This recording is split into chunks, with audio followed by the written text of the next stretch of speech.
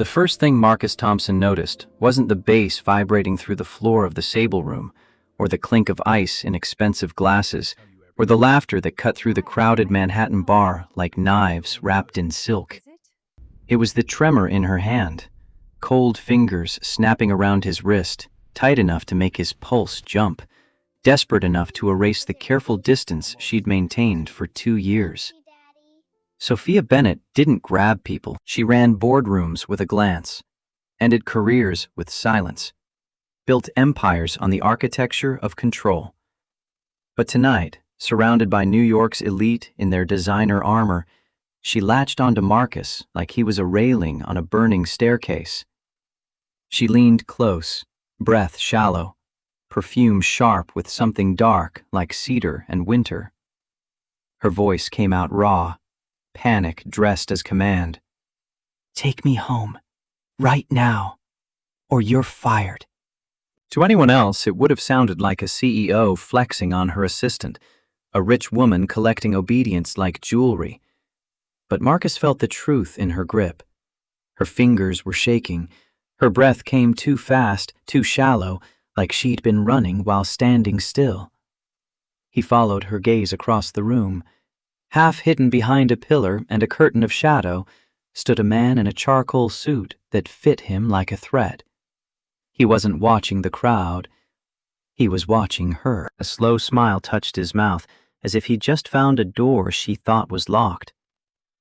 Marcus didn't know him yet, but something deep in his instincts recognized the posture of a predator, something sharpened by 3 years of being the only adult in an 8-year-old's world, the only thing standing between a little girl and every danger the city could throw at her. Sophia's nails dug into his skin, breaking through the careful professional boundary they'd never discussed, but both understood. Please. The word barely existed, barely allowed itself to be spoken, and in that second, Marcus understood. This wasn't a power play. This was a woman who had learned to survive by never letting anyone see her bleed. And tonight, she was bleeding anyway. Marcus tightened his jaw, mind already calculating exits, already mapping the path to the back door. "Okay, I've got you." Sophia blinked at him like she didn't believe kindness was real, like she expected him to flinch or hesitate or ask questions that would waste precious seconds. Across the room, the man took one step forward.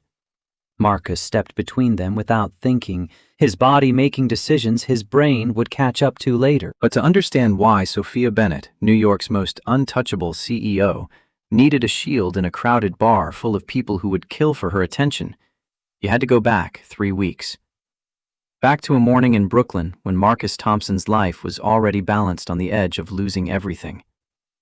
The morning started the way most of his mornings did, with a small voice and a deadline he was already behind.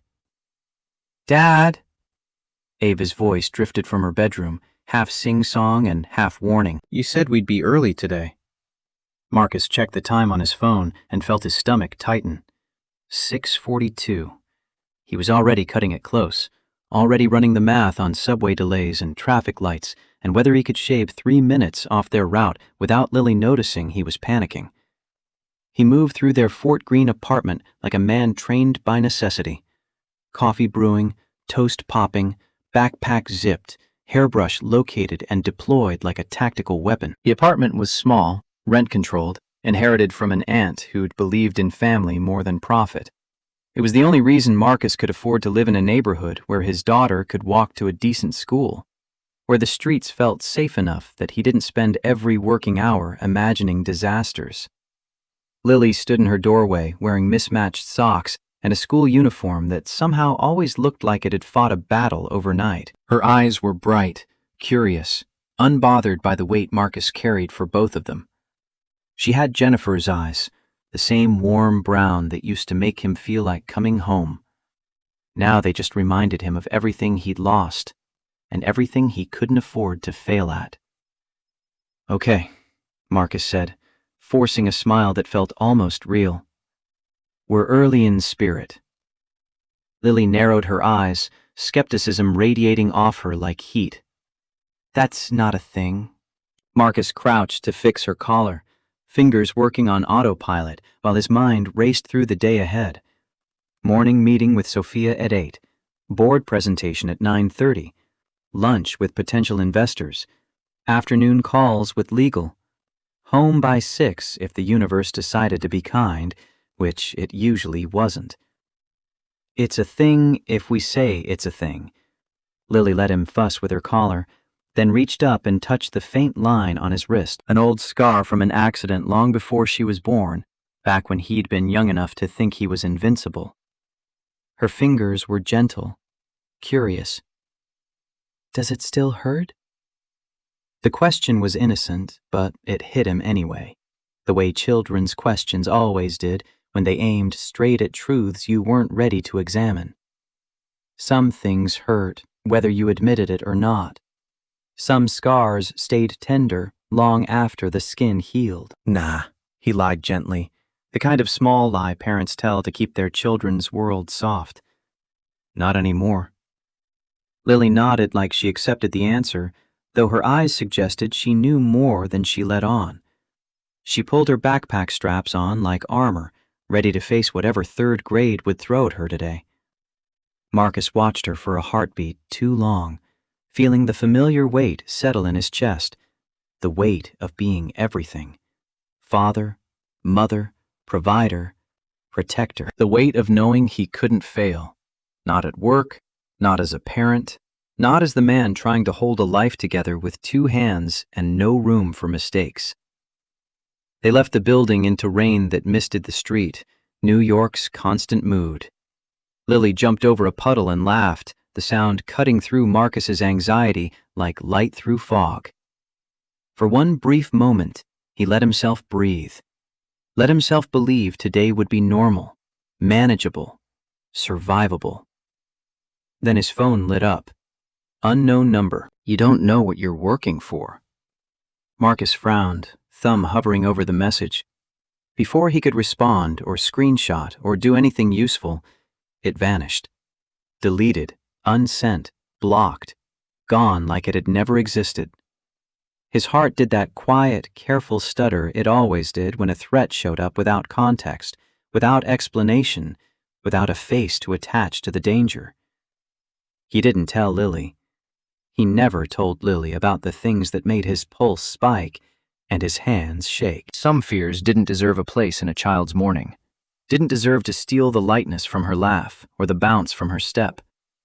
He pocketed the phone and took her hand, walking her to the subway like nothing had changed, like his world hadn't just tilted slightly off its axis.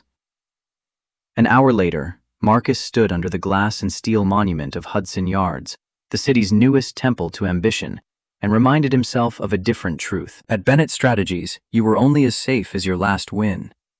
Inside the lobby, everything smelled like money and polish, like power concentrated and refined.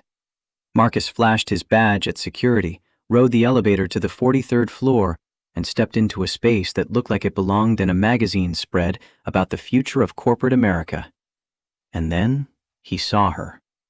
Sophia Bennett stood near the conference room, tall and perfectly postured in an immaculate suit the color of midnight. Her dark hair was pulled back like she had no time for softness, no patience for anything that didn't serve a purpose. She was speaking to a group of executives, her presence controlling the temperature of the space the way thermostats controlled climate. Marcus moved toward her with his tablet in hand, his role as clear and defined as the lines on an organizational chart. Executive assistant, the person who made sure Sophia Bennett's world ran smoothly so she could focus on building her empire. Miss Bennett. His voice was professional, neutral, the tone he'd perfected over 2 years of working for difficult people in positions of power. Your 9 o'clock moved to 9:30. Legal is waiting on your signature for the Morrison contracts, and you have a call from the board scheduled for... Cancel the call. Sophia didn't look at him, her attention still fixed on the executives who hung on her every word. Marcus blinked, recalculating. It's from the board. Then they'll survive disappointment. She turned then, her eyes landing on him with the kind of precision that made people understand why she'd built a multi-million-dollar consultancy before she turned 35. Gray eyes, sharp as surgical steel, unreadable as encrypted code. Carter. The syllables came out clipped, efficient. You're late. He wasn't, but he didn't correct her. He'd learned early that correcting Sophia Bennett was like correcting the weather. Pointless, exhausting, and likely to make your day worse. I apologize.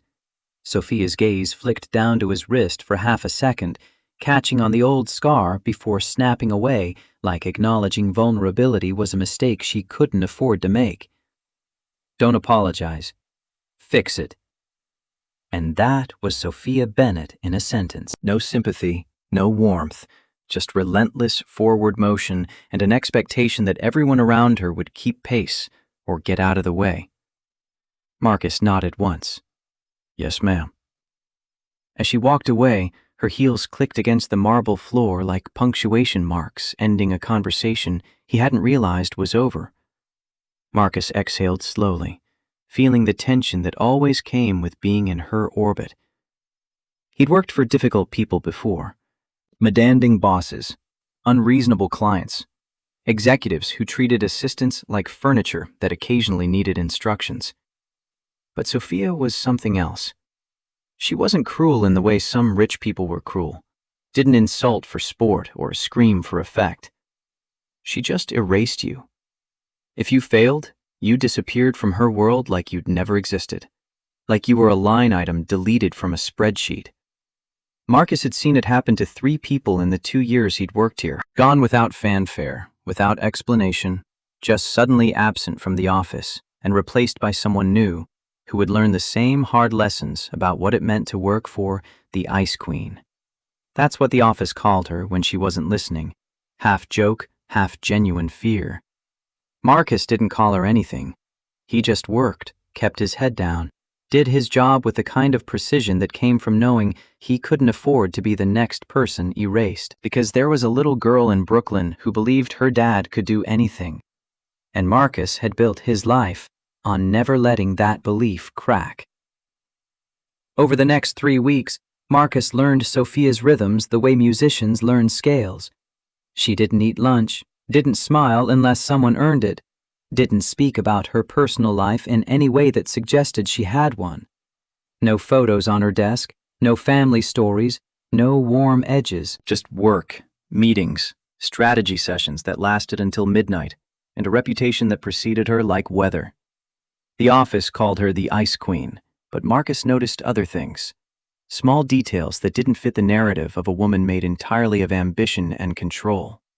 He noticed how Sophia flinched when someone came up behind her too quickly, how she kept her office door open, not because she trusted people, but because closed doors gave someone else control, how she wore long sleeves even on warm days, how her phone sometimes lit up with messages that made her go completely still, like a statue hearing footsteps in the dark. Once he saw her hands shake as she poured coffee in the break room. She noticed him noticing. Her eyes snapped up, cold and defensive. Do you have something to say, Carter? Marcus held her gaze, kept his voice respectful, neutral. No, ma'am. A beat of silence stretched between them, heavy with unspoken things. Then she steadied her hands with what looked like sheer force of will and walked away, leaving Marcus standing there, wondering what kind of pressure it took to make someone that controlled show cracks. Later that day, he passed her office and heard something rare. Not words, not a phone call, not the usual sounds of corporate warfare, just silence. Heavy silence. The kind that sounded like someone holding their breath for years, waiting for permission to exhale. Then one afternoon during week 3, Lily's school called. Marcus stepped into an empty hallway and answered fast, his heart already racing because schools didn't call during work hours unless something was wrong. Mr. Thompson? The receptionist's voice was careful, trained to deliver bad news gently. Lily's fine, she's not hurt, but she's asking for you. Marcus pressed his forehead against the cool wall, feeling the weight of impossible choices settle on his shoulders. What happened? She had a moment. Anxiety. We think another student said something that upset her and she's having trouble calming down. He couldn't leave. Not today. Sophia had a board presentation in 20 minutes, and he was the only one who knew where every document was, who knew which slides to pull up and when, who knew how to run the technical side while she ran the strategic. If he left now, if he failed her now, he'd be gone by tomorrow. Erased. Replaced. Another name on the list of people who couldn't keep up. But then he pictured Lily's face when she tried to be brave and failed, when the anxiety grabbed her throat and wouldn't let go. He pictured her sitting in the nurse's office, clutching her backpack like a life jacket, trying not to cry because crying meant weakness, and she'd learned early that showing weakness invited more pain. Something in him snapped into a clarity so sharp it cut through every other consideration. He walked straight into Sophia's office without knocking. She was standing by the window, the city stretching behind her like a kingdom she'd conquered through sheer will and relentless focus. "Miss Bennett." His voice came out steadier than he felt. "I need to step out for an hour." Sophia didn't turn from the window. "No." Marcus swallowed hard but didn't back down. He couldn't. Not this time. "My daughter's school called. She's having an anxiety episode. I need to—" "No." The word came out harder, sharper. Sophia turned to face him, and her expression was ice carved into human features. "We have a board presentation in 18 minutes. You're not leaving." She's 8 years old, and she's asking for me. And I'm asking you to do your job. The silence that followed felt like something breaking. Marcus saw it clearly then, the choice laid out in front of him with brutal simplicity. His job or his daughter? His career or his child? The thing that paid the rent or the thing that made the rent worth paying? "I'm sorry." He meant it, even knowing it wouldn't matter. "I have to go." He turned and walked out before she could fire him, before she could say the words that would end his employment and upend his life. Better to make the choice himself than wait for her to make it for him. Outside on the street, he called a car, hands shaking as he typed the school's address. His phone buzzed with messages from the office, from Sophia's calendar reminder about the board meeting, from the system logging his absence. Each notification felt like a nail in a coffin he was building for himself. But then he thought about Jennifer's last words to him, about how he was always working and never home, about how he'd promised to do better and then she died before he could prove he meant it, about how he had one chance to not fail the same way twice. And that chance was sitting in a nurse's office, trying to breathe through panic while her father chose between her and everything else. Marcus found Lily exactly where he'd pictured her, small and scared on a plastic chair, clutching her backpack like it was the only solid thing in a world gone liquid. Her eyes lit up when she saw him, then filled with tears like she'd been holding them back until she was safe enough to let go. Marcus knelt in front of her, and everything else fell away.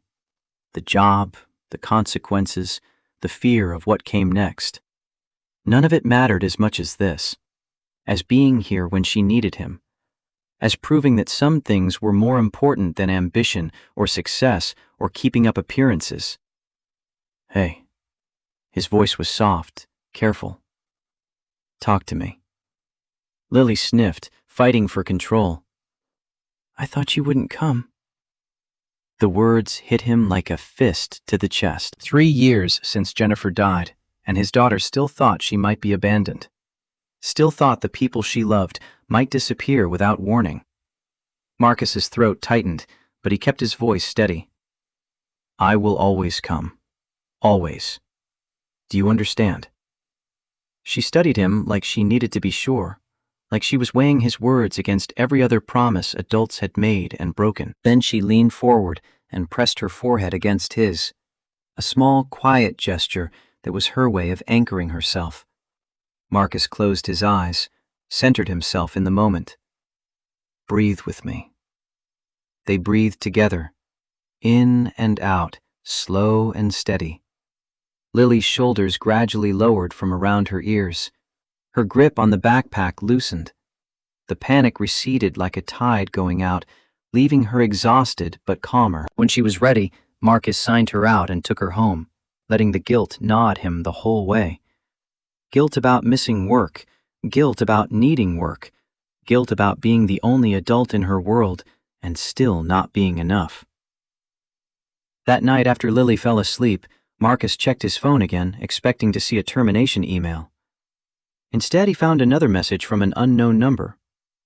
She doesn't forgive men who leave. Marcus stared at it, thumb hovering over the callback option, but something in his gut told him it wouldn't matter. Whoever was sending these messages didn't want a conversation. They wanted him unsettled, off balance, afraid. He blocked the number.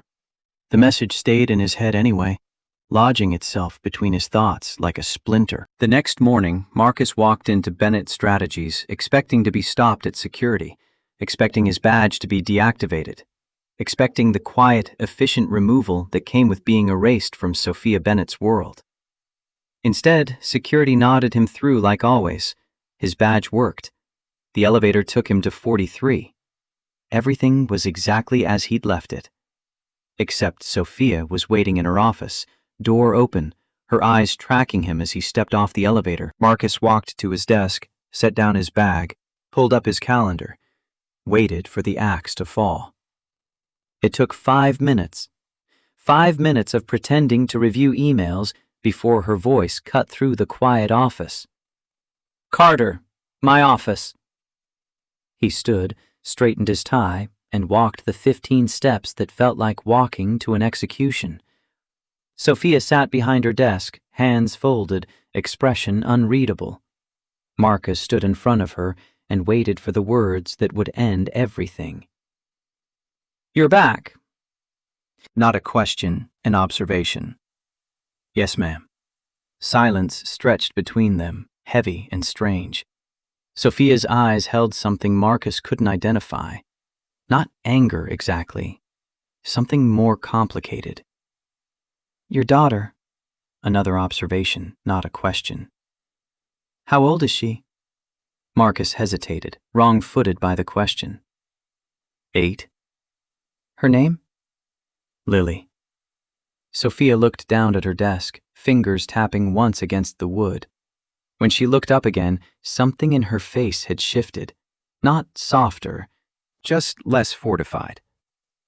"Next time, give me advance notice. I'll adjust the schedule." Marcus blinked, certain he'd misheard. "I'm not fired? Did I say you were fired?" "No, but I left during a board presentation. And you came back." Sophia's voice was quiet, almost gentle, and somehow that was more unsettling than her usual ice. "Children need their parents, Carter. More than parents need jobs." She said it like she was reading from a script she'd memorized but never fully believed, like the words came from somewhere deep and old, a place she usually kept locked. "I appreciate you're dismissed."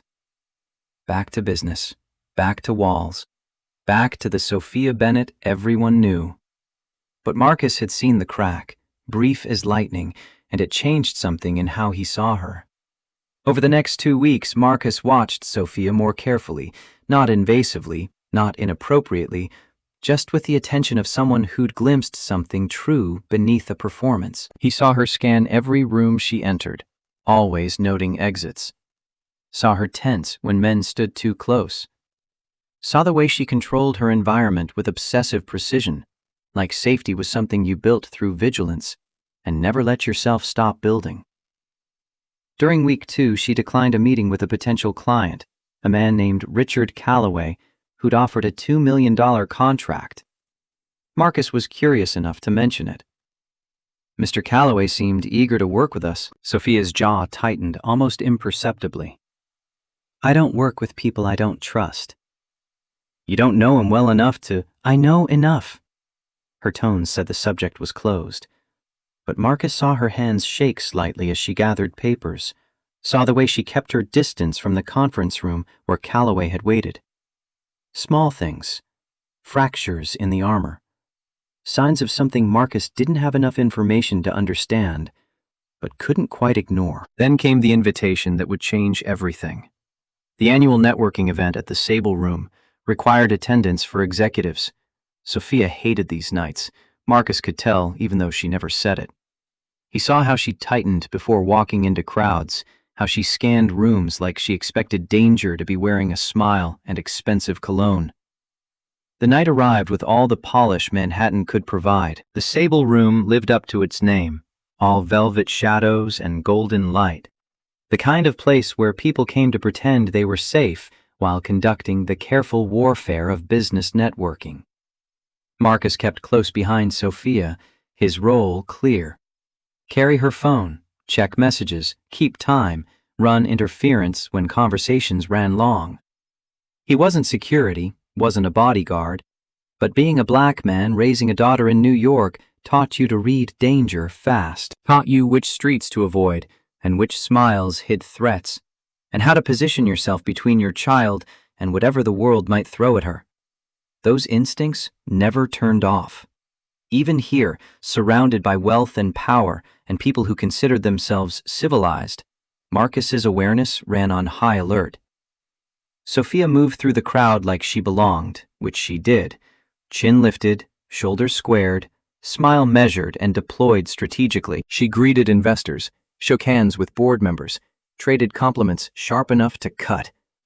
Marcus carried her phone, checked messages, kept her on schedule. Everything was almost normal. Almost. Then at 8:45, Sophia froze mid-sentence.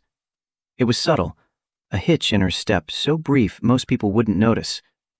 But Marcus noticed. He'd spent 2 years learning to read her, learning which silences meant irritation and which meant calculation, and which meant something else entirely. This silence was different. This silence was fear. Marcus leaned in slightly, voice low. "Miss Bennett?" Sophia didn't answer. Her gaze was locked on a corner of the bar where shadows gathered thick. Marcus followed her stare and saw him. A man in a charcoal suit, hair dark and styled with the kind of precision that suggested control extended to every detail. He leaned casually against a pillar, drink in hand, but there was nothing casual about the way he watched Sophia. His eyes were bright with something Marcus couldn't name but recognized instinctively.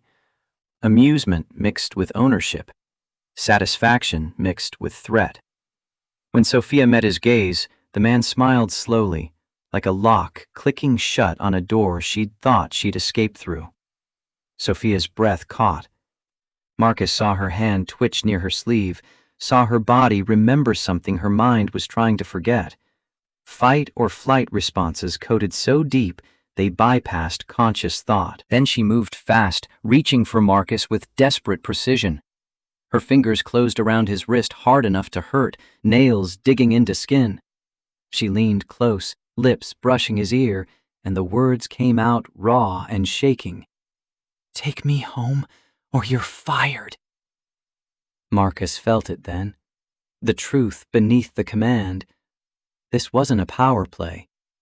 This was survival. This was a woman who had learned to wrap panic in authority because authority was the only language people believed when it came from her mouth. He whispered back, careful not to draw attention. "Who is that?" Sophia's voice cracked like ice under pressure. "Don't." Marcus turned slightly, putting himself between Sophia and the man's line of sight. He dropped his voice lower, speaking with a gentleness he usually reserved for Lily. "Evelyn." He used her first name without thinking, broke the professional boundary without permission. "Tell me." Her grip tightened until he felt his pulse hammer against her fingers. When she spoke, the words came out small and broken. "He's my ex-husband, Jordan." The name landed heavy, significant, a key turning in a lock Marcus hadn't known existed. Jordan Hayes. Marcus looked across the room again and saw the man's expression shift, saw him lift his glass in a small toast that felt like a threat.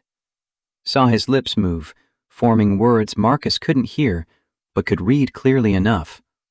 "Come here." Sophia's face went pale, color draining like someone had opened a valve.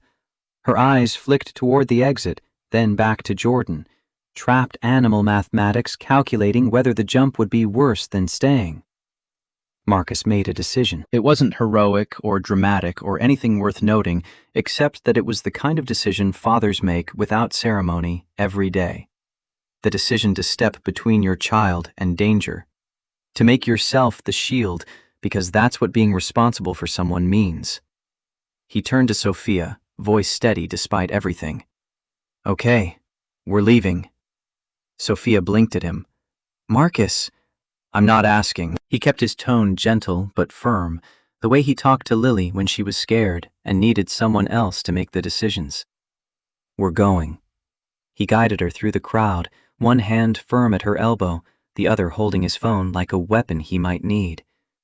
People tried to stop them. A board member called Sophia's name. A potential investor reached for her attention. Marcus smiled politely and kept moving, voice calm and professional. "Ms. Bennett has a conflict.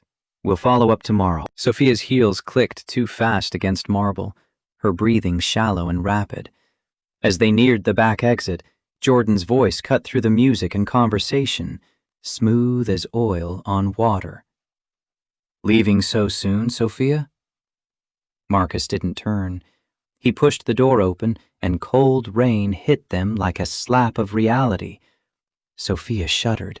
Whether from cold or fear, Marcus couldn't tell. Behind them, Jordan's footsteps approached, unhurried and confident. Marcus stepped in front of Sophia as Jordan appeared in the doorway, rain misting his expensive suit. "Sophia." Jordan's voice was close now, intimate in a way that made Marcus's skin crawl. "You look beautiful when you're afraid." Marcus turned then, meeting Jordan's eyes directly. He didn't look away, didn't flinch, held the gaze until Jordan's smile widened with something ugly beneath the charm. "And you must be the help." Marcus kept his voice level, professional. "She's leaving." Jordan's gaze slid over Marcus like he was measuring him, calculating his worth and finding it negligible. "Do you know who you're standing between?" Marcus didn't flinch. "A woman who wants to go home, and a man who needs to let her." Jordan chuckled, the sound wrong somehow, amusement without warmth. "Cute." Sophia's hand clutched Marcus's sleeve, fingers trembling. Jordan's eyes caught the movement, and something shifted in his expression. Recognition. Understanding. Satisfaction. "Oh," he murmured, voice soft as a knife sliding between ribs. "So she found herself a shield." Marcus felt Sophia trembling behind him, and something in him went cold. Not the panic of fear, but the dangerous calm that came before decisive action. Jordan took one step closer, testing boundaries.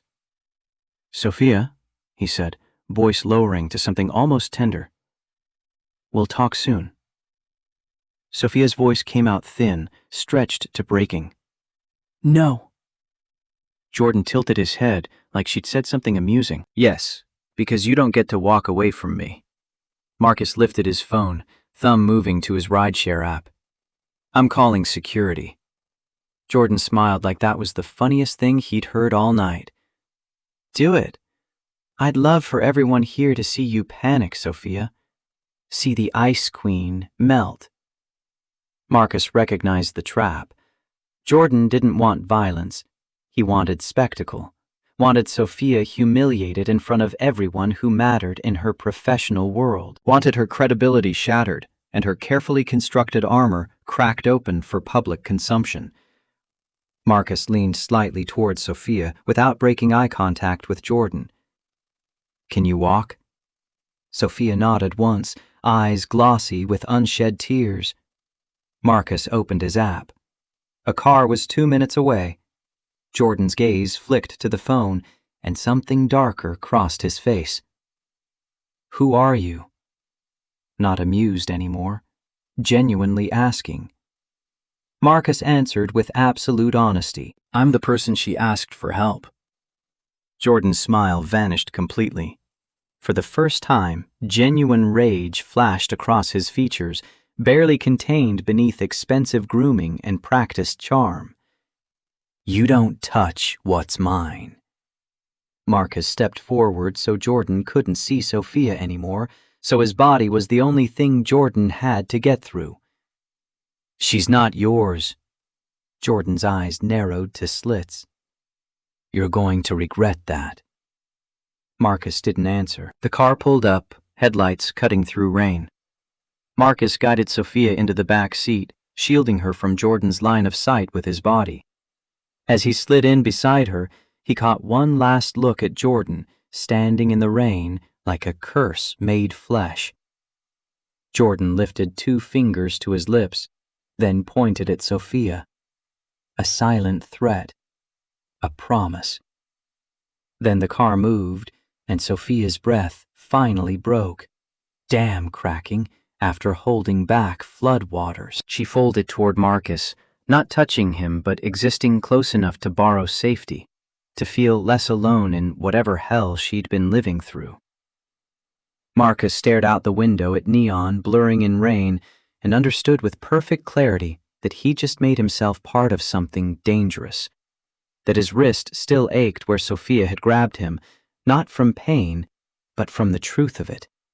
Someone had taught this woman that survival was something you had to claw for. And Marcus Thompson, single father, executive assistant, man with too much to lose, and a daughter who believed he could protect her from anything, had just made himself her shield. Sophia's apartment on the Upper West Side was everything Marcus expected from a woman who'd built an empire before 40. High ceilings that made sound echo like you were standing in a cathedral of success. Clean lines that suggested control extended to every detail of existence. Expensive art that didn't feel personal, just carefully curated to project the right image to anyone who might see it. But when the door shut behind them, Sophia sagged against it like she'd been holding herself upright with pure will, and the performance was finally over. Marcus stayed near the entrance, careful not to invade space she hadn't offered. Rain dripped from his jacket onto marble floors that probably cost more than a year of his rent. Do you want me to call someone?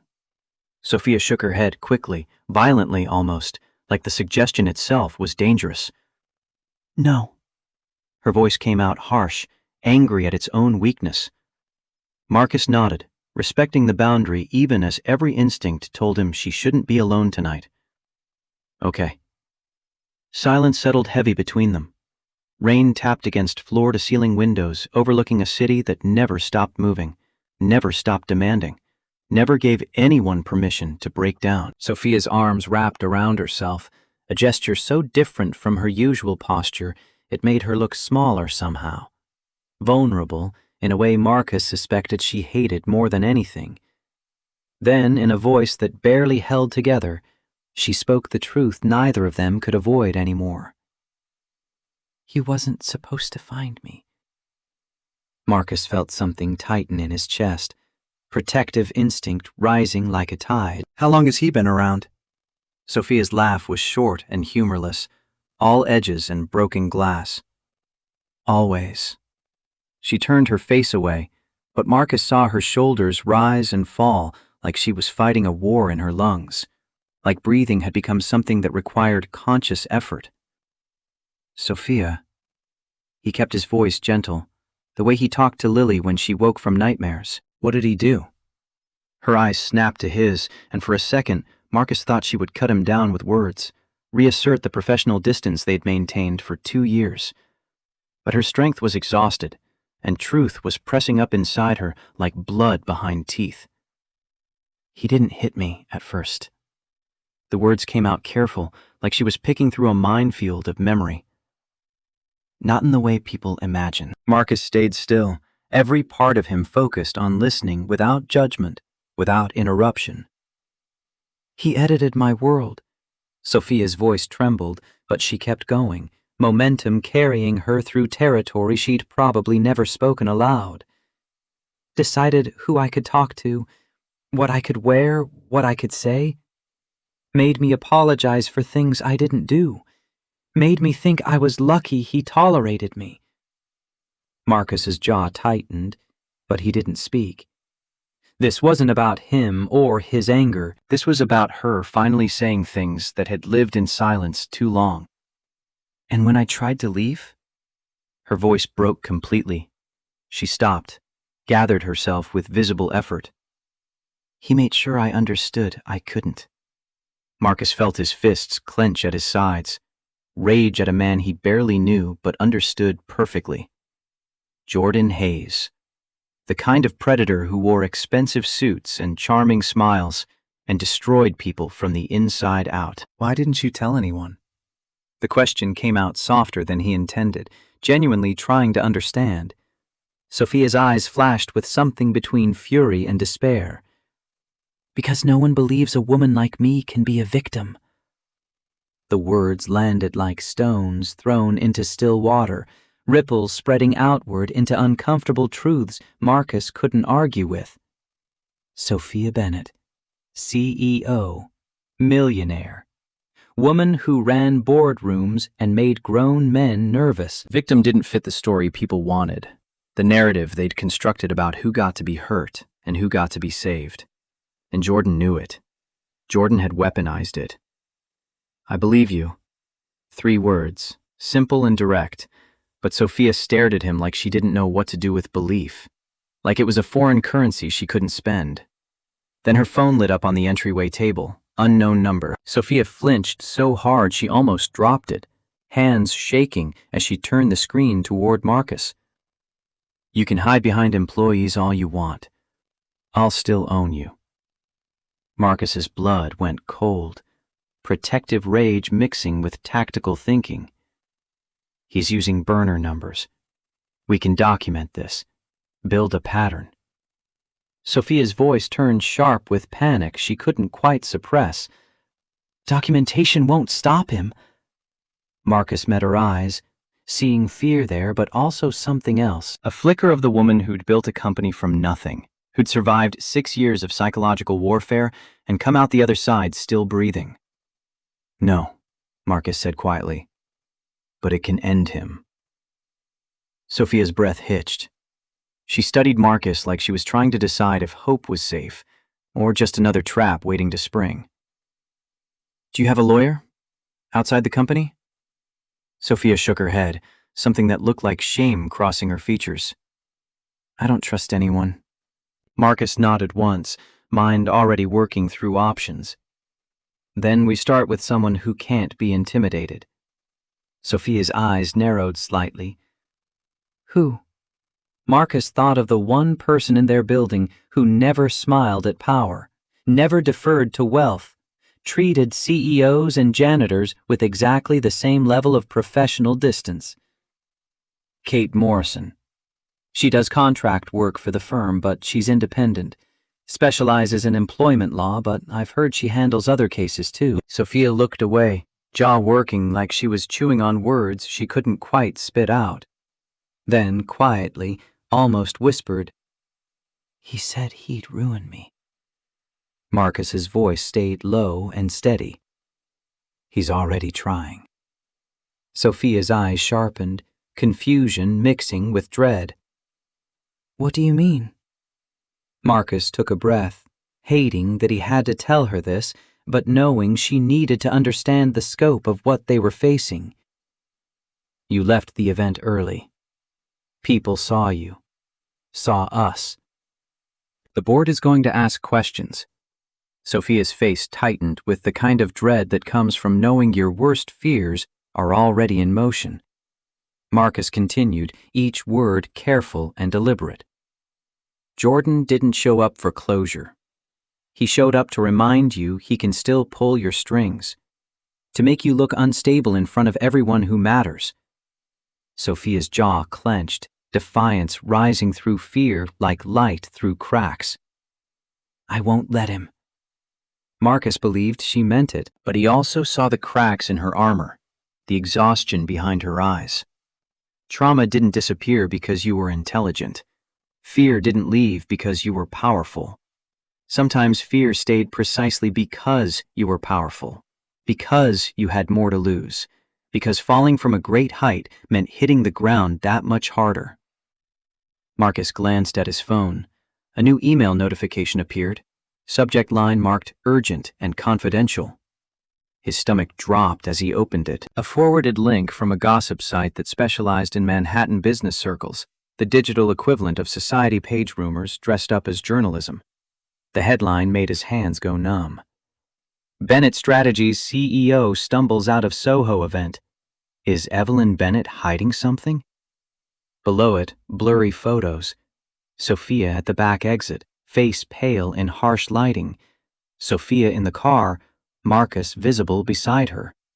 Both of them looking exactly like people with something to hide. Sophia inhaled sharply when she saw it, the sound small and broken.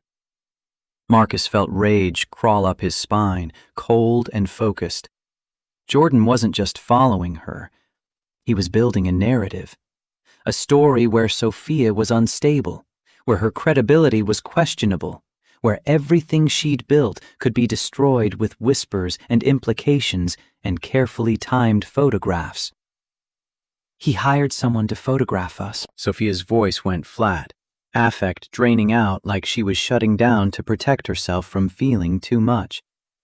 Marcus nodded, stating the obvious because sometimes naming the obvious helped make it real, helped make it something you could fight instead of just fear. Yes. Sophia's eyes glistened with something that looked dangerously close to shame, and Marcus hated it. Hated that Jordan had made her feel responsible for being stalked and hunted and terrorized. Look at me. He kept his voice gentle but firm. Sophia didn't respond, staring at the phone like it was evidence of her failure. Evelyn. Marcus used her first name deliberately, trying to cut through the spiral. Look at me. She finally lifted her eyes, defenses crumbling in real time. You did nothing wrong tonight. Her lips pressed together, fighting words that wanted to escape. I ran. Marcus shook his head firmly. You survived. The distinction seemed to hit her hard, shoulders loosening slightly, as if permission to reframe her own story gave her room to breathe. Marcus recognized the look from Lily's face when she was scared, when she needed someone to tell her that being afraid didn't make her weak. He spoke quietly, the same tone he used with his daughter in the nurse's office. Breathe with me. Sophia stared at him like he'd suggested something absurd. Then slowly, almost angrily, she inhaled. Marcus inhaled too, making it a shared rhythm instead of an instruction. They exhaled together.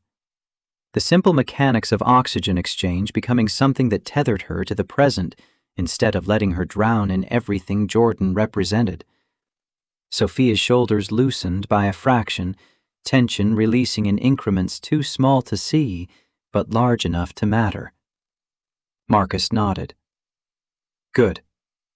Sophia's voice came out tight, defensive. Don't do that. Do what? Be kind. She snapped it like an accusation, then swallowed hard. It complicates things. Marcus held her gaze, refusing to apologize for basic human decency. I'm not doing it to complicate anything. I'm doing it because you deserve it. Sophia's eyes shimmered like she might cry. She didn't. Instead, she turned away sharply, but her voice when it came was quieter, stripped of the usual armor. He'll come back. Marcus nodded, accepting the reality because denying it would be useless. Then we're ready. The next morning, Marcus sat across from Kate Morrison in her small office in downtown Brooklyn, explaining a situation that sounded worse every time he said it out loud. Kate listened without blinking, taking notes in precise handwriting that suggested a mind organized for battle. She was 45, white, with gray hair she didn't bother dyeing, and eyes that assessed people with the kind of clinical precision surgeons used before making cuts. She built a reputation defending people everyone else told to settle, to be quiet, to accept what the powerful decided they deserved. "Does Sophia Bennett know you're here?" Marcus hesitated. "Not yet." Kate's pen paused. "Then why are you?" "Because she's scared. And when people are scared, they don't always make the calls they should." Kate studied him for a long moment, weighing something Marcus couldn't quite identify. Then she set her pen down and leaned back. "I'll meet with her." "But you need to understand something, Mr. Thompson. Cases like this, they get ugly. Jordan Hayes is a well-respected attorney in this city. He has connections, resources, and probably a PR team on retainer. If Sophia goes public with this, he'll fight dirty. He's already fighting dirty." Kate's expression didn't change. "Then it's going to get worse before it gets better." Marcus thought about Lily, about the Tin Nan threatening his daughter, about how he'd already crossed a line that meant there was no going back to safe professional distance. "I know."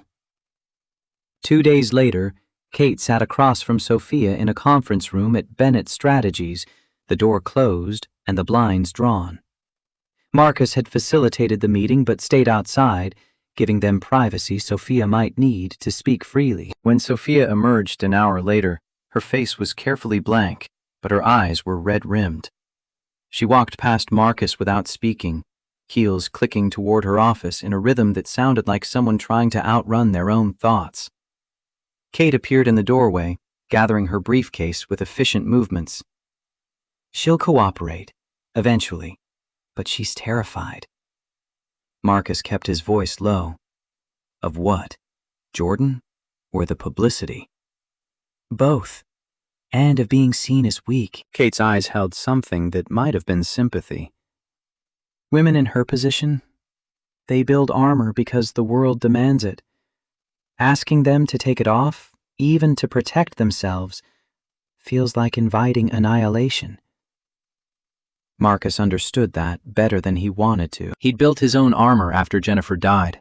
Walls around grief and guilt and the terror of failing Lily, the way he'd failed his wife, by always working, always absent, always choosing career over family, until there was no family left to choose.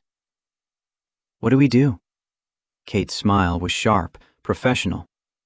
"We document everything, every message, every sighting, every threat. We build a case so airtight Jordan can't charm his way out of it. And if he escalates?" Kate's expression went cold in a way that suggested she'd seen escalation before and survived it. "Then we're ready." But Jordan did escalate. Because predators don't retreat quietly, they punish. Within a week, new stories appeared on gossip sites and business blogs.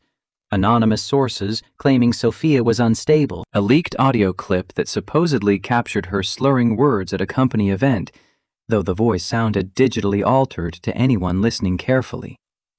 Rumors she'd been hospitalized for exhaustion, for addiction, for mysterious illnesses that suggested weakness hiding beneath her perfect facade.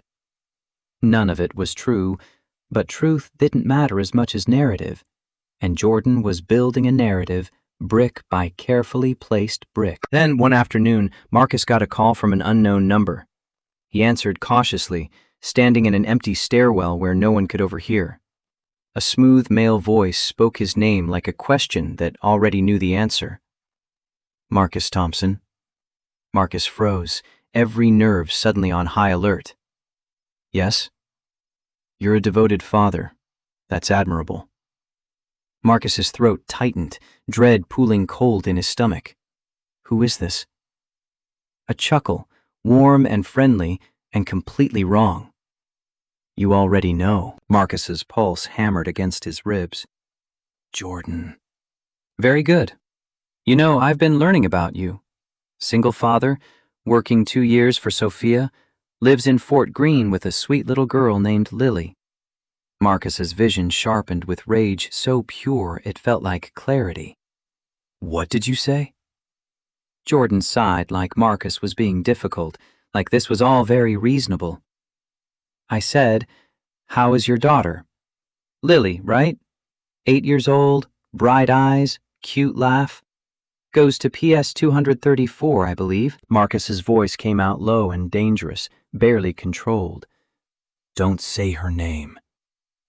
Jordan hummed thoughtfully. "Protective? Of course you are. Any good father would be." Marcus's grip tightened on the phone until plastic creaked. "If you come near her..." Jordan cut him off, voice suddenly sharp beneath the charm. "If you keep standing near Sophia, you'll learn what it feels like to lose something you love." Marcus's breath came fast, mind racing through scenarios he'd spent 3 years trying to prevent. Lily getting hurt. Lily disappearing. Lily paying the price for choices Marcus made. "You think you're her hero." Jordan's voice softened again, poisonous honey over broken glass. "But you're just convenient. When she's done with you, she'll toss you aside like everyone else." Marcus swallowed hard, fighting to keep his voice steady. "What do you want?" Jordan's answer came quick and clear, rehearsed probably, planned for maximum impact. "I want Sophia back where she belongs. Quiet, grateful, obedient." Marcus's stomach churned with disgust. "That's not going to happen." "Then I'll take everything she built. Her company, her reputation, her peace of mind." Jordan paused for effect. "And maybe I'll take yours too." The line clicked dead. Marcus stood in the stairwell, shaking. Not from fear for himself, but from terror for Lily. From rage that Jordan had touched her life with words alone, had made her a target just by existing in Marcus's world. He closed his eyes, forced himself to breathe, to think clearly instead of just reacting. Then he did what he always did when panic tried to swallow him. He chose action over paralysis. He walked back into the office, found Sophia reviewing contracts in her usual position of perfect control, and said with a voice tight enough to crack, "He called me." Sophia's face drained of color, pen freezing mid-signature. "He mentioned Lily." Sophia stood so fast her chair rolled backward into the wall. Her eyes flashed with something raw and furious, and for the first time, Marcus saw genuine rage break through her careful composure. "I will kill him." The words came out quiet, factual, like she was stating an intention as simple as scheduling a meeting. Marcus shook his head, fighting his own instinct to match her fury. "No." Sophia's jaw clenched hard enough that muscles jumped. "He doesn't get to touch your child." Marcus stepped closer, lowering his voice so anyone passing wouldn't hear the conversation that could destroy both their careers. "He's trying to make us reckless. We don't give him that." Sophia stared at him like she was trying to remember how to breathe, how to think instead of just feel. Marcus spoke slowly, each word deliberate. "We end him the clean way, the way that lasts." Sophia's lips parted, confusion and desperation mixing. "How?" Marcus met her gaze, saw the woman who'd built an empire but forgotten how to ask for help, who'd survived by never showing weakness but was drowning in the effort of staying strong alone. "We tell the truth before he can invent it." Sophia's eyes widened, fear and defiance colliding in real time. "No." Marcus kept his voice soft but insistent. "If you do that, you lose the perfect image." "Yeah." No hesitation, just acknowledgement of the cost. "And who am I without that image?" Sophia's breath trembled, vulnerability cracking through like fault lines before an earthquake. Marcus thought about Lily in the nurse's office, about how children didn't care about perfect, they cared about safe. They cared about honest. They cared about people who showed up even when showing up was hard. Then we find out.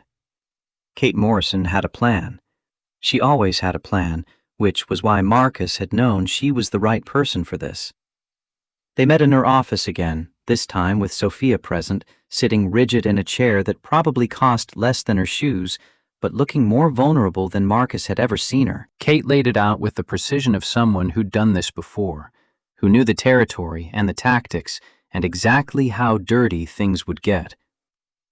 We go public, not with accusations, but with facts.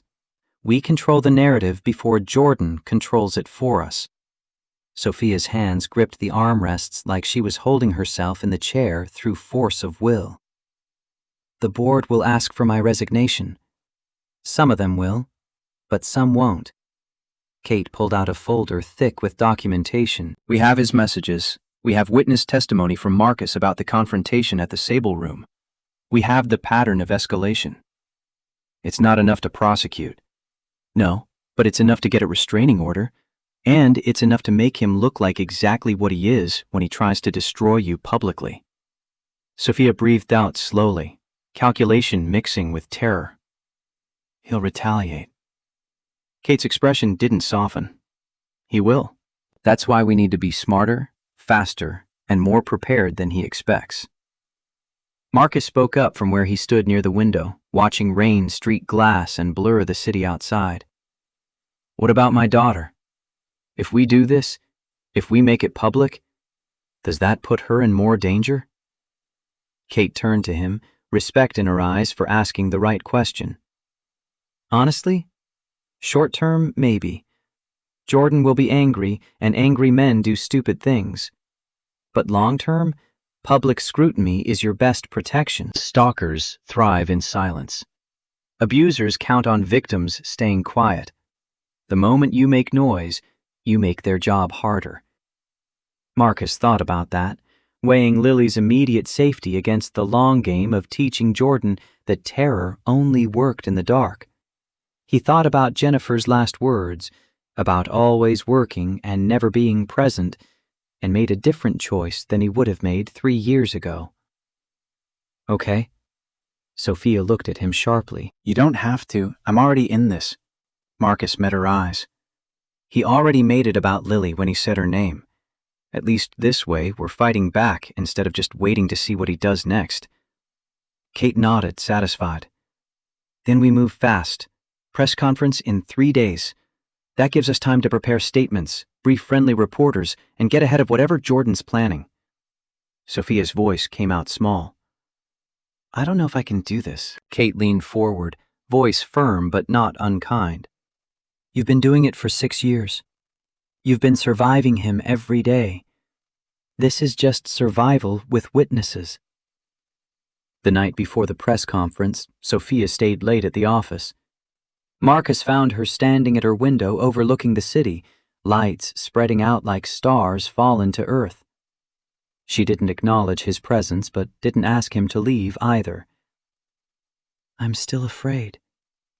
The admission came out barely above a whisper. Marcus stepped beside her, careful to maintain distance, but close enough that she wasn't alone. I know. Why are you doing this? She finally turned to look at him, genuinely asking. Marcus thought about all the real reasons, about power imbalances and men who used strength to hurt instead of protect, about wanting Lily to grow up in a world where predators didn't win just because their lawyers were better. About Jennifer and how he'd failed her by always choosing work over family, and how maybe helping Sophia was a way to prove he'd learned something from that failure. But what he said was simpler and more true than all of that combined. Because I have a daughter, and I want her to grow up believing men like Jordan don't get to write the ending.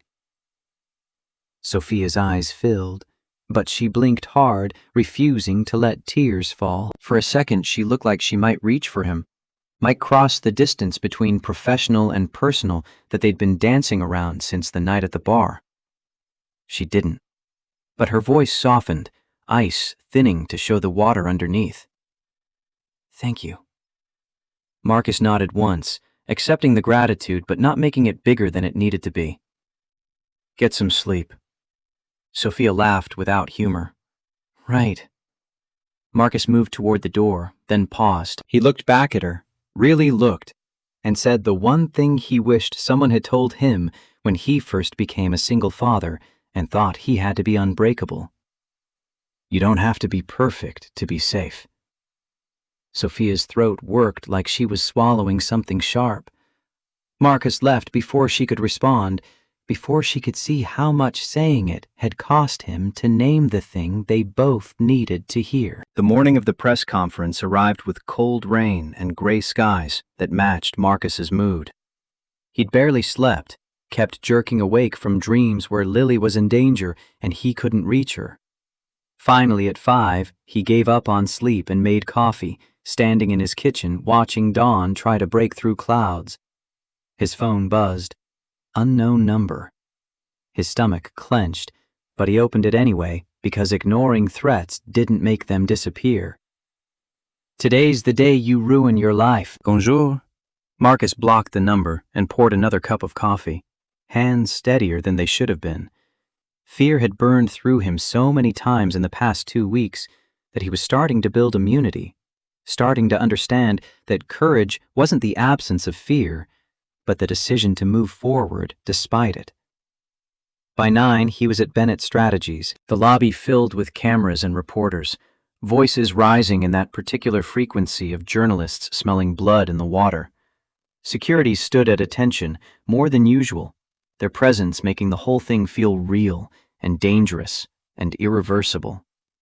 Marcus stood off to the side, scanning faces, looking for Jordan in the crowd, looking for anyone who seemed wrong, out of place, threatening. Sophia waited behind the glass doors of the conference room, suit flawless, hair perfect, expression controlled.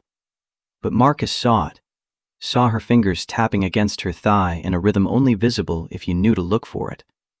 A nervous tick, a crack in the armor, proof that perfection was performance, and the performance was costing her everything.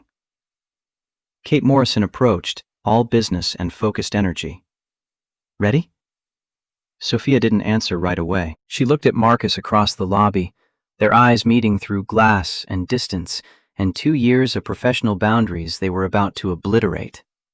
Marcus met her gaze and gave her a small nod. Not encouragement like a cheerleader, not pressure like a boss, just a quiet message that meant, you are not alone. Sophia inhaled deeply, shoulders settling into the posture she'd perfected over years of pretending to be invincible. Then she stepped forward. The doors opened. Flashbulbs exploded like small stars dying. Sophia walked to the podium like she was walking into a storm she'd decided to face instead of run from. Her eyes swept the room, and for one heartbeat, fear flickered across her face, visible to anyone paying attention. Then she spoke, voice clear and steady. My name is Sophia Bennett, and today I'm going to tell you the truth. The room went still in that particular way crowds do when they sense blood in the water, when the carefully constructed walls between public and private are about to collapse. Cameras focused with mechanical precision, recording every micro-expression that might later be dissected for weakness. Sophia's hands gripped the edges of the podium, knuckles pale against dark wood. Marcus watched her from the side, saw the moment she gathered herself, saw the decision to speak truth cost her something measurable. For years, I maintained a public image of perfection because I believed it was necessary for survival in my industry. Her voice carried without amplification, trained for boardrooms and investor meetings and spaces where weakness meant elimination. But now she was weaponizing that training for something else entirely. In the past, I was married to Jordan Hayes. A murmur rippled through the reporters like wind through wheat. Names were typed into phones, searches conducted in real time, the machinery of modern journalism grinding into motion. That marriage was abusive, not always with bruises, often with control. A reporter near the front raised his hand, eager. Sophia lifted her own hand, palm out. No, you don't get to interrogate my pain for entertainment. The room quieted again, chastened or shocked into respect. Sophia's eyes hardened, steel reinforcing vulnerable admissions. He isolated me. He threatened me. He manipulated my professional relationships and attempted to destroy my credibility when I left. She paused, letting the words sink into recording devices and notebooks and the collective consciousness of people who would shape how this story got told. Then she said the sentence that would change everything. The one that made this more than just personal confession. I stayed silent because I thought silence would protect me. I was wrong. Marcus felt something shift in the room, felt the narrative pivot from scandal to something harder to dismiss. Sophia reached down and lifted a folder Kate had prepared, opened it with steady hands that betrayed nothing of the terror Marcus knew she was fighting. These are messages, recent threats, time-stamped, verified. She placed printouts on the podium like evidence in a trial, each one a small detonation of privacy for the sake of survival. Cameras clicked wildly, zooming in on text that would be analyzed and debated, and probably questioned by people who'd never experienced this particular brand of terror. And these are surveillance images from the Sable Room on the night Jordan Hayes approached me. More papers, more evidence, more pieces of a life she'd tried to keep private, now spread out for consumption. Sophia's chin lifted, defiance mixing with vulnerability in proportions Marcus suspected she'd practiced in mirrors to get exactly right. And this is my statement. I will no longer allow my abuser to control the story. A shout from the back, aggressive and disbelieving. Are you accusing Jordan Hayes of a crime? Sophia's gaze cut through the room like a scalpel. I'm stating facts. My legal team will handle the rest. Kate Morrison stepped forward beside the podium, professional and unmoved by the chaos building in the air. We have filed for protective orders.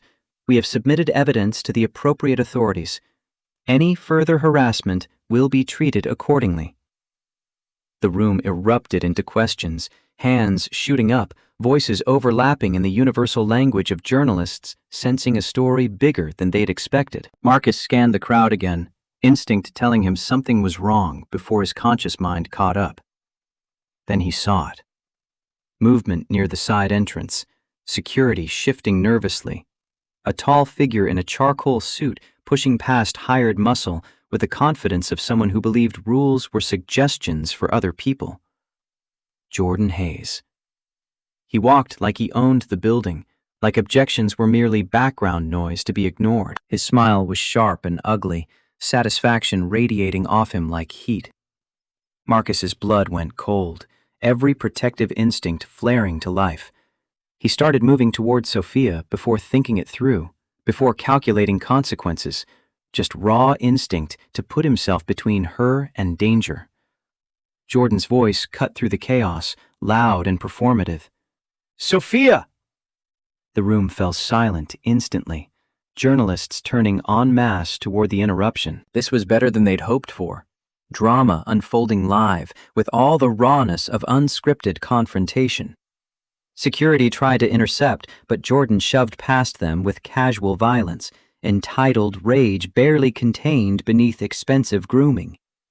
He walked toward the podium like a man reclaiming stolen property, eyes locked on Sophia with an intensity that made Marcus's skin crawl. Sophia's face went white, color draining like someone had opened a tap. But she didn't step back, didn't run, just stood there, gripping the podium like it was the only solid thing in a tilting world. Jordan reached the front of the room, close enough that cameras captured every detail of his expression. Fury and amusement, and something darker, something that enjoyed this public spectacle of claimed ownership. Kodang lam zive? Making up stories to cover an affair? His voice dripped with false concern, the kind abusers use when they want witnesses to question the victim's credibility. Sophia's hands trembled, but her voice stayed level, each word costing her, but coming out anyway. I'm telling the truth. Jordan laughed, the sound echoing off marble and glass. He turned to address the cameras, the reporters, playing to an audience he assumed would believe the charming, successful attorney over the woman he'd spent years teaching to doubt herself. The truth? Or a PR strategy to justify sleeping with your employee? He gestured toward Marcus with casual cruelty, reducing 2 years of professional work and 1 night of genuine protection to something sordid and simple. Marcus stepped forward then, inserting himself between Jordan and Sophia before conscious thought had time to warn him about consequences. Jordan's eyes found him, recognition sparking into contempt. Ah, the hero arrives. Marcus kept his voice steady despite rage singing in his veins. I know exactly who you are. Jordan's smile widened, vicious satisfaction bleeding through manufactured charm. Do you? And who am I? Marcus thought about Lily, about Jennifer, about every woman who'd ever been told her pain was exaggeration or manipulation or strategy. He thought about the 3 years he'd spent learning to protect someone smaller and more vulnerable, learning that real strength meant using your body as a shield instead of a weapon. You're a man who's run out of people to control. Jordan's expression flickered, mask slipping for half a second to show genuine rage underneath. Then he moved fast, not quite attacking, but invading space with aggressive intent. Masculine posturing dressed up as accident, designed to intimidate without leaving evidence of assault. Marcus didn't flinch. He raised his arm instinctively, blocking Jordan's advance with the same wrist Sophia had grabbed at the bar. The old scar showed pale against his skin, visible to cameras that would replay this moment endlessly in the days to come. Security finally caught up, 2 large men in suits grabbing Jordan's arms. Police officers who'd been standing by moved forward, professional and unhurried. Jordan struggled, the civilized veneer cracking completely. This is ridiculous! Do you know who I am? One of the officers, a woman in her 40s with the exhausted patience of someone who'd heard that question too many times, responded with perfect calm. Mr. Hayes, you need to come with us. Jordan's eyes went wild, searching the room for allies or escape routes or anything that would restore the control slipping away. He fixed on Sophia again, voice rising to a shout. This isn't over! You'll regret humiliating me! Sophia's voice came out quiet but carrying, amplified by microphones still recording every syllable for posterity and legal proceedings and the court of public opinion. I regret letting you live in my head for so long. The words hit Jordan visibly, stopping his struggle for half a second. Truth delivered with simplicity that cut deeper than anger or fear ever could. Then he was being pulled backward, still shouting, still making threats that would later be used as evidence of exactly the pattern Sophia had described. The lobby stayed silent as he disappeared through the doors, his voice echoing back until distance or closing elevators finally muted it. Sophia stood behind the podium, shoulders trembling, breathing hard. The performance was over, but the cameras were still rolling. Marcus turned slightly, watching her.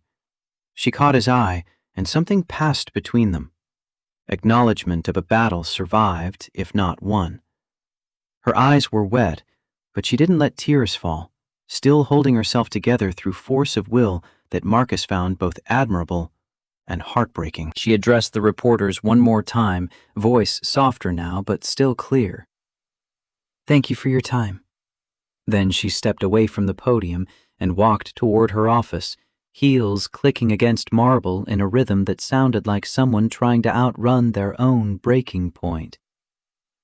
The aftermath came in waves. First, the immediate chaos of reporters shouting questions, security clearing the lobby, Kate Morrison handling press inquiries with the efficiency of someone who'd prepared for exactly this scenario.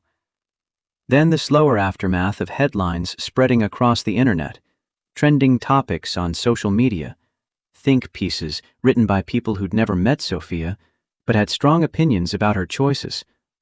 Some praised her bravery, Others called it a calculated move to salvage a reputation already damaged by scandal. The internet did what it always did, turned pain into debate, made suffering into content, reduced human complexity to takes and countertakes and engagement metrics. Sophia read none of it. Kate filtered everything, presenting only what was legally necessary and shielding her from the full force of public opinion. But the weight of it still pressed down, visible in the tension around Sophia's eyes, the way she moved through the office like someone walking through deep water. Marcus kept working, kept doing his job even though everything had changed in ways neither of them could fully name yet. The professional boundaries they'd maintained were gone, burned away by Jordan's public accusation and the shared trauma of that lobby confrontation. But what replaced those boundaries wasn't clear yet, hadn't crystallized into something either of them could acknowledge out loud. 3 days after the press conference, Marcus got a call from a headhunter, a management position at a consulting firm across town, salary double what he made now, better title, clear path to advancement, the kind of opportunity he would have jumped at a year ago. He listened to the pitch, thanked them, said he'd think about it. Then he sat in his apartment after Lily went to sleep and stared at his phone, weighing futures against each other. Stay at Bennett Strategies and live under the shadow of what had happened, knowing everyone would whisper about him and Sophia regardless of truth. Or leave and prove Jordan right, prove that Marcus was just convenient, temporary, disposable. The next morning, he walked into Sophia's office without knocking, a liberty he'd never taken before, but somehow felt earned now. She looked up from her desk, surprise crossing her features before settling into the careful neutrality she'd rebuilt in the days since going public. "I got a job offer." Sophia's expression didn't change, but something shifted in her eyes, a flicker of feeling quickly suppressed. "Congratulations." Marcus stayed standing, hands in pockets, because if he didn't occupy them, he might reach for something he had no right to reach for. "I'm thinking about taking it." "You should." Her voice was professional, stripped of anything personal. "You deserve better than being collateral damage in my life." Marcus shook his head, frustrated by the distance she was rebuilding between them. "That's not why I'm considering it." "Then why?" He took a breath, trying to find words for something he hadn't fully articulated to himself yet. "Because people are going to talk. About you and me. About whether there's something inappropriate happening, and I don't want that used against you."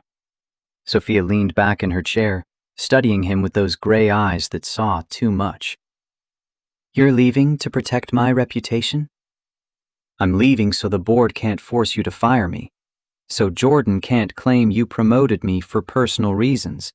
So everything you built doesn't get destroyed because I happened to be standing next to you when your ex-husband showed up." Silence stretched between them, heavy with things neither could say in an office where walls had ears and HR departments had policies.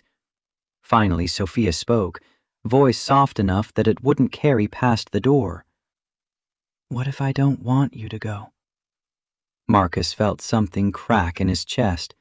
Want mixing with wisdom, mixing with the practical knowledge that staying would make both their lives harder. What you want and what's smart aren't always the same thing.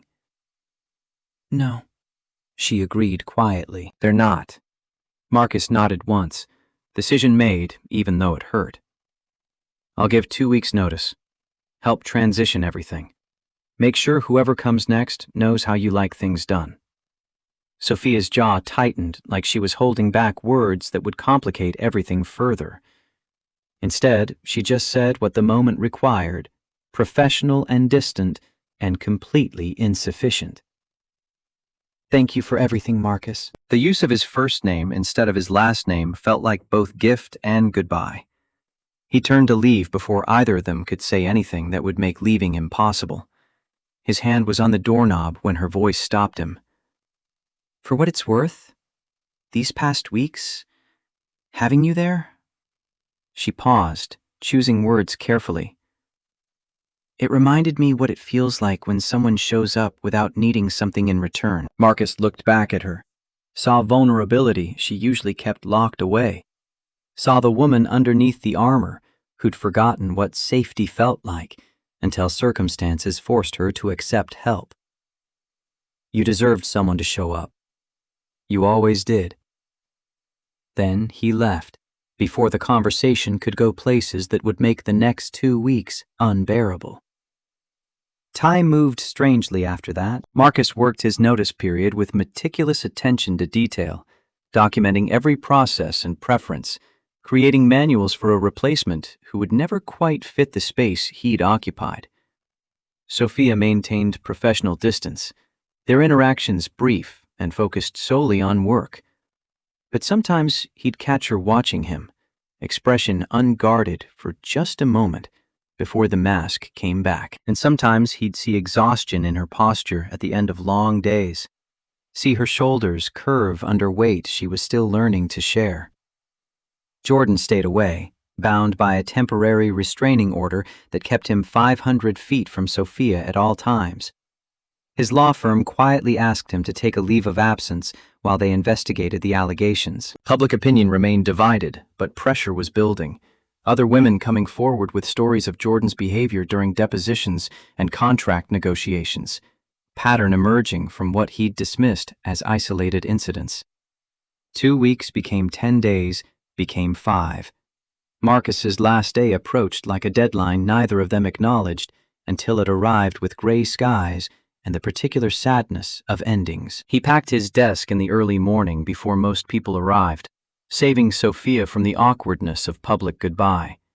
Personal items fit into one box, testament to how carefully he'd maintained boundaries, how little of himself he'd allowed to show in this space. He was carrying the box toward the elevator when Sophia's door opened. "Marcus." He turned, finding her backlit by office lights, suit perfect, but eyes tired. "I wanted to say..." She stopped, recalibrating. "I hope the new position works out." "Thank you." Professional words for unprofessional feelings, corporate language inadequate for what had passed between them. Marcus waited, sensing something else hovering unspoken. "If you ever need a reference, or if things don't work out..." She trailed off, the offer incomplete but genuine. "I'll keep that in mind." The elevator dinged, doors opening to swallow him and his single box of belongings. Marcus stepped inside, turned to face her one last time. Sophia stood in her doorway, smaller somehow despite not having physically changed, diminished by loss she wouldn't name. The doors started to close. At the last second her voice reached him, quiet enough he almost missed it. "Thank you for being brave when I couldn't be." Then metal blocked his view and the elevator descended, carrying Marcus away from Bennett's strategies and Sophia Bennett and the strange, intense weeks that had rewritten both their lives. 6 months passed, like water under bridges. Marcus settled into his new job, found his rhythm, proved himself capable at higher levels of responsibility. The position was good, the people decent, the work engaging enough to keep him interested without consuming him the way his old job had. He picked Lily up from school at reasonable hours now, made dinner without rushing, helped with homework without checking his phone every 5 minutes. They developed new routines, small rituals that made their 2-person family feel complete instead of diminished. Jennifer's absence still hurt, but the grief had softened into something Marcus could carry without being crushed by it. He'd learned to forgive himself for all the nights he'd worked late, all the moments he'd missed chasing career advancement that seemed meaningless now. Lily flourished with the extra attention, anxiety episodes becoming less frequent as she learned to trust that her father would be there when she needed him. Life was good, stable, safe. And sometimes, late at night, when Lily was asleep, Marcus would think about Sophia and wonder if she was okay. He didn't reach out, didn't call or email or find excuses to stop by the office. Some boundaries once crossed couldn't be uncrossed without causing more damage. But he followed the news, kept track of Bennett's strategies through industry publications and business news. Sophia had weathered the storm.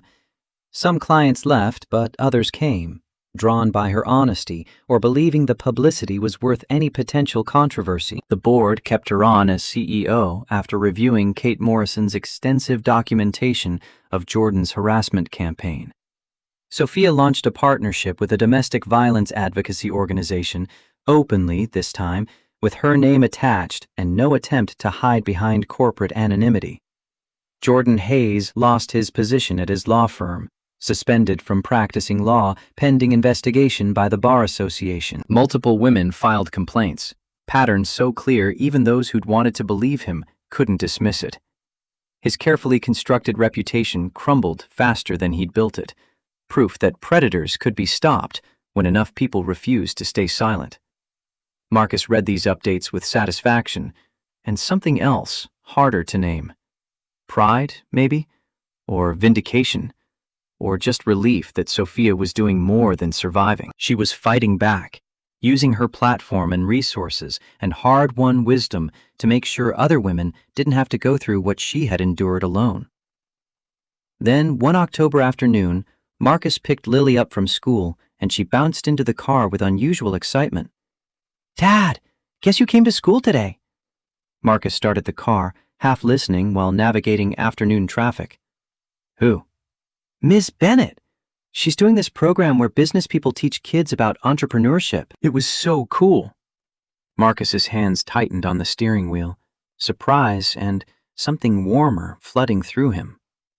"Sophia Bennett? Your dad's old boss?" "Yeah, she remembered me. She said I asked really smart questions and that I should consider business school when I'm older."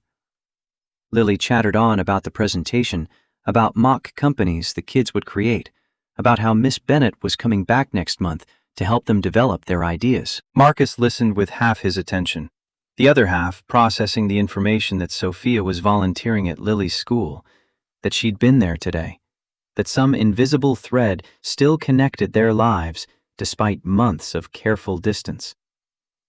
The next week, Marcus arrived early to pick Lily up, telling himself it was just to avoid traffic. He waited outside in the October cold, hands in pockets, watching parents cluster in small groups, sharing the particular camaraderie of people united by loving children. Then he saw her. Sophia walked out of the school building, wearing jeans and a sweater, casual clothes so different from her usual armor that it took him a second to be certain it was her. Her hair was down, loose around her shoulders, instead of pulled back in that severe style she favored. She looked younger somehow, less fortified, more present. She was laughing at something a teacher said, genuine amusement instead of the measured corporate smile Marcus had seen 1,000 times. Then her eyes swept the parking area and landed on him. For a moment, they just looked at each other across 20 feet of concrete and 6 months of silence. Then Lily burst out of the school entrance, spotted both of them, and made the decision neither adult had been brave enough to make. "Miss Bennett, that's my dad!" She ran to Marcus, grabbed his hand, and pulled him toward Sophia with the innocent fearlessness of children who haven't learned that some connections are complicated. Marcus let himself be dragged, meeting Sophia's eyes again as distance closed. She watched him approach, something uncertain in her expression mixing with what looked like relief. "Marcus." Her voice was warm, genuinely pleased. "I didn't know Lily went here." PS 234. Same school I mentioned that day I had to leave the board presentation. Recognition crossed her features, memory clicking into place. "Of course." Lily bounced between them, oblivious to adult tension or history or anything except her own enthusiasm. "Ms. Bennett is teaching us about business. We're going to make fake companies and everything." Sophia smiled down at Lily with affection Marcus hadn't known she was capable of showing. "You're going to be excellent at it. You have the right instincts." "Can Miss Bennett come to dinner with us?" Lily asked with the directness of 8-year-olds who haven't learned that some questions put adults in impossible positions. Marcus felt his heart stutter, caught between wanting to say yes and knowing all the reasons why dinner was complicated. He looked at Sophia, trying to read what she wanted, what she needed, whether this was kindness or cruelty to offer. Her eyes met his, and something passed between them. Question and answer, and acknowledgement that 6 months apart had changed things, but hadn't erased what had happened between them. "If your dad doesn't mind." Her voice was careful, giving him an out if he needed one. Marcus thought about the last 6 months, about how he'd chosen safe over brave, about how leaving had been the right thing professionally, but it cost him something he still felt missing. He thought about Lily asking if Sophia could stay for dinner, and how that meant his daughter saw something good in this woman, something worth inviting into their small, protected world. "We'd like that." Simple words that felt like stepping off a cliff, exhilarating and terrifying in equal measure. Sophia's smile was small but genuine, reaching her eyes in a way her corporate smiles never had. "And I'd love to."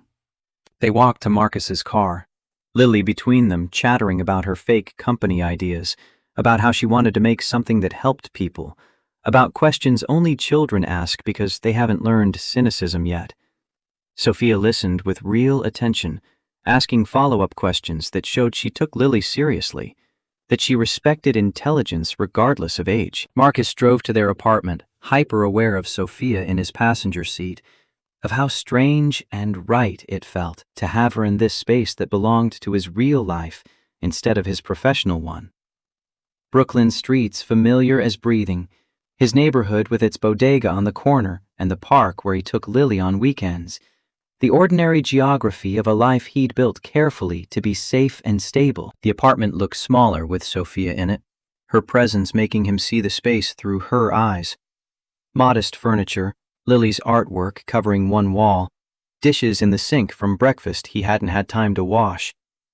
Not shameful, but definitely not the pristine environment she probably lived in.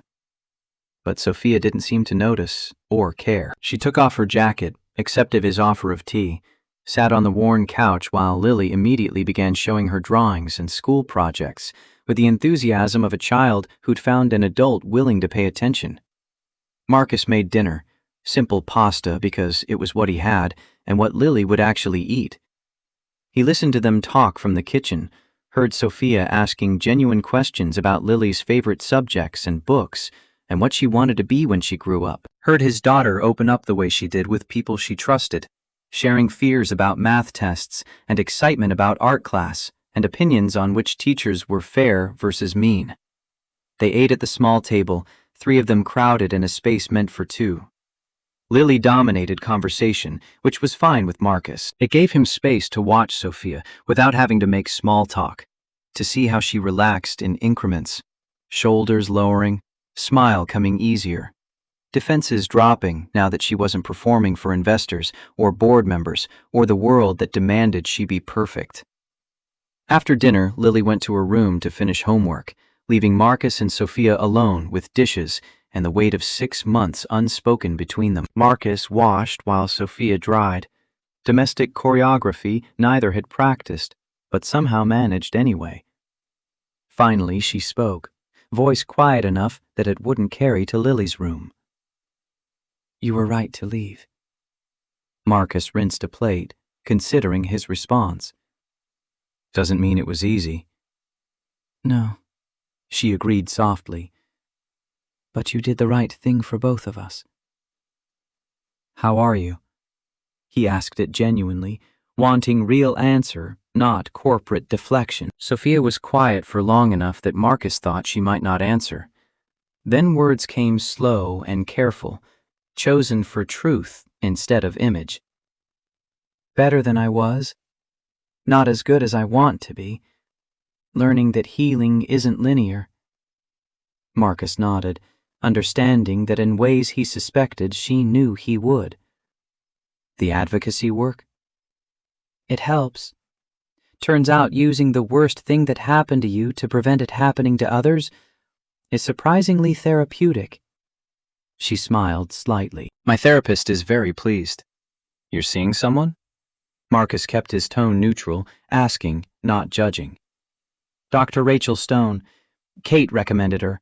She specializes in trauma from intimate partner violence. Sophia dried a glass with focused attention. Turns out even CEOs need help sometimes. Takes courage to admit that. Or desperation. But she said it lightly, self-aware humor instead of self-deprecation. They finished dishes in comfortable silence, then moved to the living room. Sophia sat on the couch, Marcus in the chair across from her, maintaining distance that felt less necessary than habitual. I've thought about calling you. Sophia admitted it without looking at him, focusing on her hands instead. Probably 50 times in the past 6 months. Why didn't you? Because I didn't want to be the reason you lost another job. Didn't want to pull you back into my mess when you'd finally escaped it. Marcus leaned forward, elbows on knees, choosing words carefully. It was never your mess I was escaping. It was the impossible position of working for someone He stopped, recalibrated. Someone I cared about more than was professional. Sophia's eyes lifted to his, vulnerability and something else warming gray to something closer to silver. Is it still impossible? I don't know. Honest answer, maybe the only one that mattered. I'm not your employee anymore, and you're not running from Jordan. We're different people than we were 6 months ago. Are we? She asked it genuinely, like she wasn't sure herself. Marcus thought about it, about who he'd been at Bennett Strategies and who he was now, about the Marcus who'd prioritized career over everything, and the Marcus who made dinner every night for his daughter, who left work at 5 and didn't check email until Lily was asleep. Yeah, I think we are. Lily appeared in the doorway, homework presumably finished, looking between them with the kind of attention that suggested she understood more than they wanted to give her credit for. Ms. Bennett, do you want to see my room? I have a rock collection. Sophia smiled genuinely, accepting the invitation with grace that came naturally to her now in ways it hadn't 6 months ago. I would love to see your rock collection. Marcus watched them disappear down the hall, heard Lily's excited explanation of where each rock came from and which ones were her favorites, heard Sophia responding with real interest, asking questions that showed she was actually listening instead of just humoring a child. Half an hour later, Sophia emerged, Lily trailing behind, looking satisfied that an important adult had properly appreciated her collection. It was late, approaching Lily's bedtime, the natural end of an evening that had somehow become something neither Marcus nor Sophia had planned, but both seemed reluctant to conclude. At the door, Sophia put on her jacket, gathering herself back into the persona of a woman who had somewhere else to be. But her eyes were softer than they'd been in months, unguarded in ways Marcus remembered from the night at the bar, when all her armor had failed at once. Thank you for dinner. Thank you for coming. Lily pushed between them, wrapping arms around Sophia's waist in a hug neither adult had anticipated. Sophia froze for half a second, then carefully returned the embrace, hand settling gently on Lily's head. You're cool, Ms. Bennett. Sophia's laugh was surprised and genuine. You're pretty cool yourself, Lily. Marcus walked her to the building's entrance, leaving Lily upstairs with strict instructions to start getting ready for bed. Outside rain misted the streets, New York's perpetual weather painting everything in shades of gray. They stood under the awning, close enough to share dry space, but not quite touching. I'm scared again. Sophia admitted it quietly, vulnerability she'd learned to voice instead of hide. Marcus understood without her having to explain. Scared of hope, of connection, of letting someone matter when everyone who'd mattered had either died or hurt her. Yeah. Just agreement, no false reassurance or promises he couldn't guarantee. Sophia seemed to appreciate the honesty, shoulders relaxing slightly. Can I Her voice caught. Can I do this again? Come back?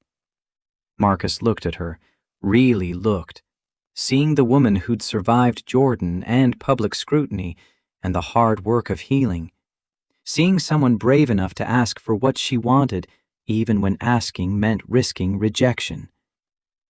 Yeah, I'd like that. Her smile was small but real, hope mixing with residual fear in proportions that would probably never fully balance, but could maybe coexist. Good night, Marcus. Good night, Sophia. She walked into the rain, pulling her jacket tight against October cold.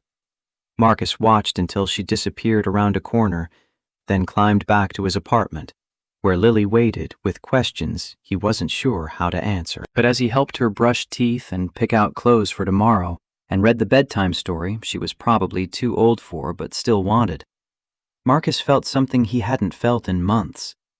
Not quite happiness, but maybe the beginning of it.